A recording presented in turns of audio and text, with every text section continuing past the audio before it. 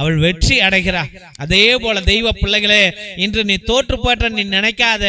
நான் தோல்வி அடைந்த ஒருத்தி நமக்கு உதாரணமாக இருக்கிறார். அவள்தான் அன்னை மரியாள்.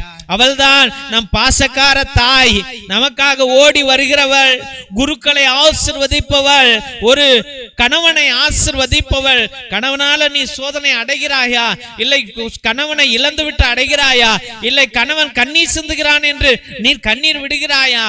எல்லா பிள்ளைகளுக்கும், எல்லா மனைவிமார்களுக்கும் அவள் அன்னையாக ஓடி வருகிறாள். ஒரு தாயாக உன் மகனுக்கும் மகளுக்கும் கண்ணீர் விடுகிறாயா? அந்த மகனையும் மகளையும் காப்பாற்ற வேண்டும் நினைக்கிறாயா? அந்த மகனை கரை சேர்க்க வேண்டும் என்று நினைக்கிறாயா? அப்பொழுது ஒரு தாயாக அவள் ஓடி வருகின்றாள். பிள்ளைகளே, இந்த கன்னி பிள்ளைகளை எல்லாம் காப்பாற்ற கன்னி மரியாள் ஓடி வருகிறார். நோய் அடைந்தவர்களை சுகமாக்க ஓடி வருகிறார். இந்த தெய்வ மாதா, உன்னத மாதா,